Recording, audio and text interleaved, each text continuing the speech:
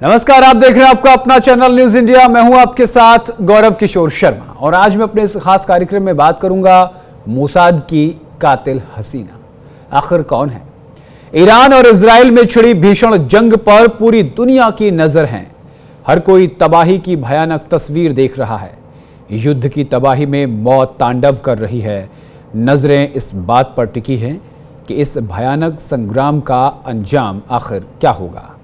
भले ही ईरान अपनी सुपरसोनिक मिसाइलों और खतरनाक हथियारों के जरिए इजराइल पर कहर ढा रहा हो, लेकिन इजराइल की एक कातिल हसीना ने ईरान के ऑफिसर्स से लेकर हुक्मरानों तक सभी को मात दे दी है। इस हसीना ने अपने हुस्न का ऐसा जाल बिछाया जिसमें फंसकर ईरान के बड़े बड़े अफसर रहम की दुआएं मांगने लगे।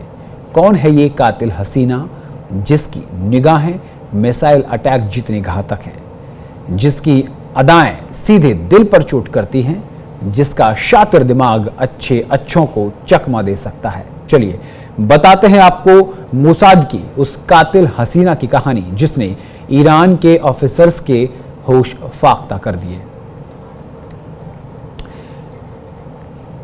पहले मजहब बदला, फिर दोस्ती की, अदाओं की बारिश कर बिस्तर तक पहुंची और फिर बिछाया हुस्न का जाल जिसमें पूरी तरह फंस गई ईरान की हुकूमत। आपको यह जानकर हैरानी होगी कि तेहरान में तबाही के पीछे मोसाद की इस कातिल हसीना का हाथ है।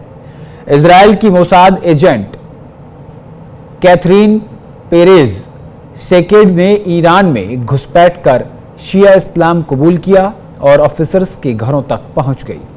इसी के साथ शुरू हुआ ईरान को उजाड़ने का खेल।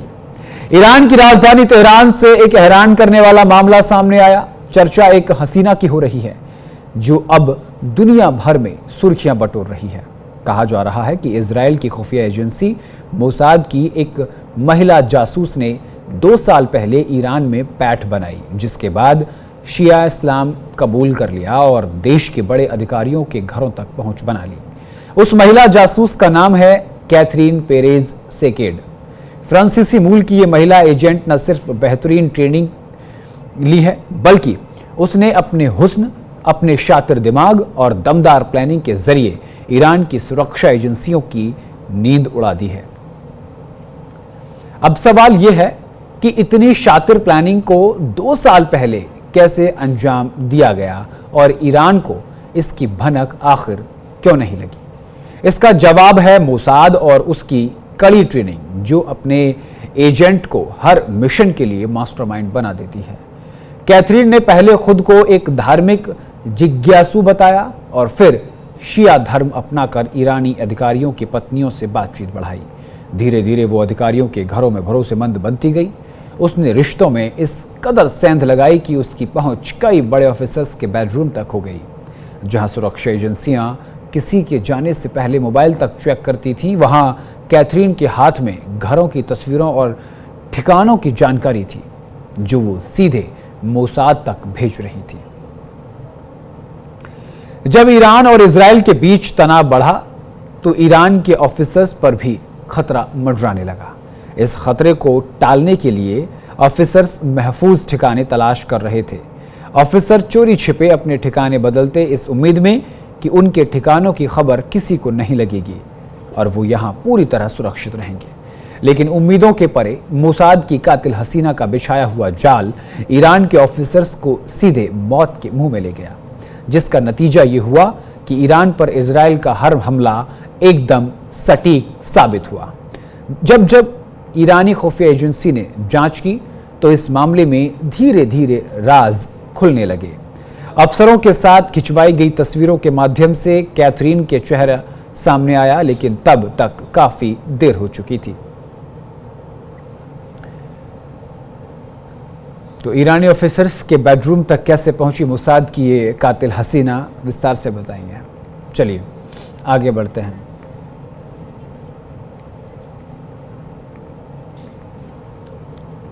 तो धर्म बदला, हुस्न के जाल में फंसाया और खेल खत्म कर दिया।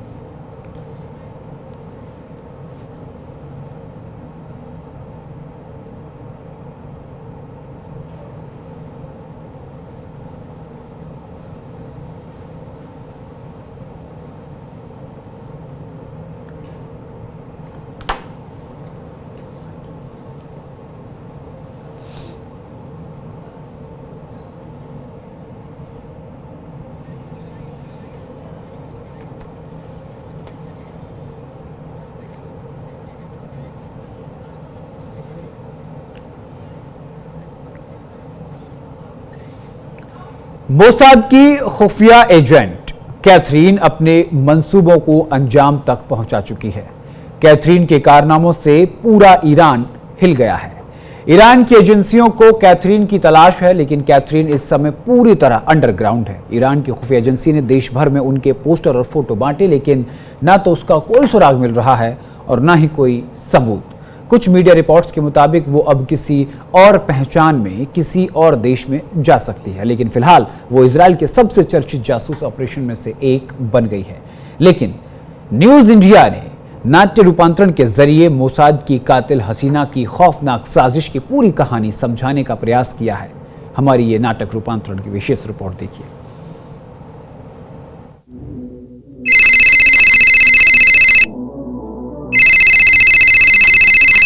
हेलो हेलो सर, हमारा एक ऑफिसर दुश्मन के चंगुल में फंस चुका है। व्हाट? एक और ऑफिसर फंस गया? कैसे?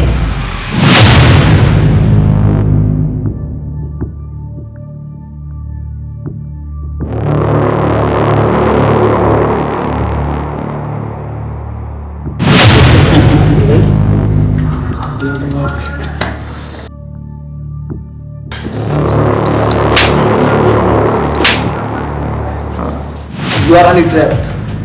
व्हाट? हाउ? Forget about तालिया? क्या? तालिया?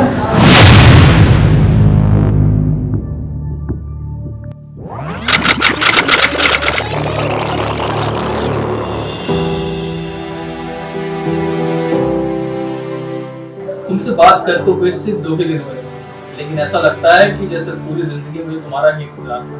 मुझे भी ऐसा लगता है। मुझे यकीन नहीं हो रहा कि 2 दिन पहले तुम्हारी और मेरी बात इंस्टाग्राम पर शुरू हुई थी और अब देखो मैं तुम्हारे कितनी करीब हूँ। और रिजवान, कैसा आना हुआ? Sir, I have a news for you. लेकिन मुझे आपसे अकेले में बात करनी है। कोई बात नहीं, मुझे ताली के ऊपर पूरा भरोसा है। तुम बताओ। सर, मुझे इन्फॉर्मेशन मिली है कि कुछ बड़ी एजेंसीज हमारे ऑफिसर्स के खिलाफ कुछ कॉन्स्पिरेसी प्लान कर रही है। क्या नहीं? सर, मुझे मालूम हुआ कि हमारे कई ऑफिसर्स को ना हनी ट्रैप में ट्रैप किया जा रहा है। लगभग 22 अकाउंट हम लोगों ने ट्रैक किए हैं और हमारे 2 ऑफिसर्स अब तक इसमें फंस चुके हैं। अब भी पता नहीं और कितने अकाउंट्स हैं। It's very serious issue sir. You don't need to worry about it. मुझे अच्छे से मालूम है मैं क्या कर रहा हूँ।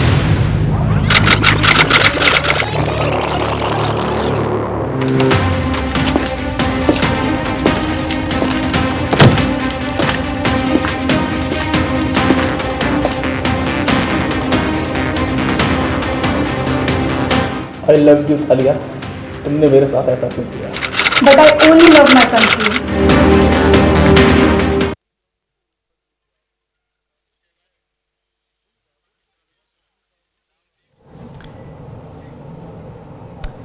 तो ये थी मोसाद की कहानी। यानी इस नाटक रूपांतरण के जरिए आपने समझा कि पहले ये कातिल हसीना घरों तक पहुंची। घर पहुंचने के बाद उसने एक बड़ी शातिराना अंदाज से ऑफिसर्स पर अपना भरोसा कायम किया और फिर उस भरोसे को तोड़ दिया। सोशल मीडिया के जरिए उसने ईरान के तमाम बड़े अधिकारियों तक अपनी पैठ बना ली और इसी तरह अब ईरान हनी ट्रैप में फंस गया। ये खबर, ये रिपोर्ट इसी बात की बानगी पेश करती है कि किस तरीके से पूरा ईरान और उसके अधिकारी एक महिला मोसाद की एजेंट के खुफिया जाल में फंस गए।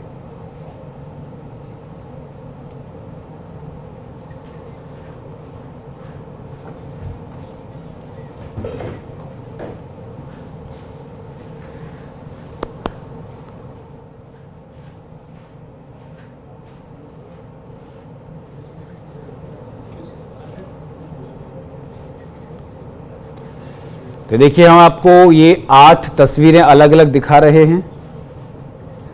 ईरान पर इजराइल का हमला और उसके बाद इजराइल पर ईरान का पलटवार।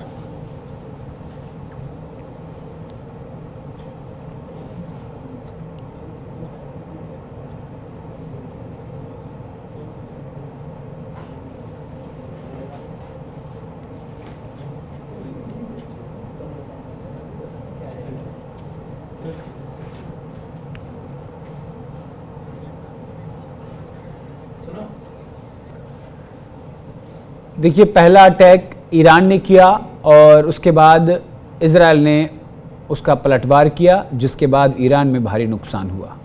दूसरा अटैक फिर ईरान ने किया, उसके बाद दूसरे अटैक में उसने यानी कि इजराइल ने एक के बाद एक ताबड़तोड़ ड्रोन अटैक किए और जो खुफिया ठिकाने थे, जो मोसाद की एजेंट ने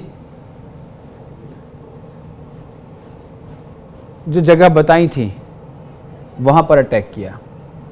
तीसरा हमला, चौथा हमला, पांचवा हमला और 5 के 5 हमलों का इजराइल ने बखूबी जवाब दिया।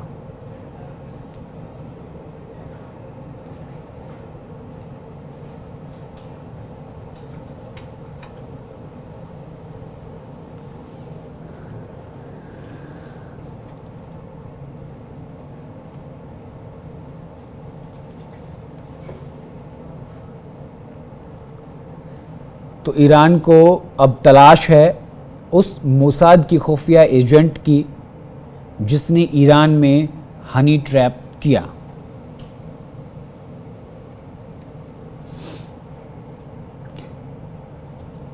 तो ईरान को अब तलाश उस मोसाद की एजेंट की है जिसने पूरे ईरानी अधिकारियों को अपने चंगुल के जाल में फंसा लिया।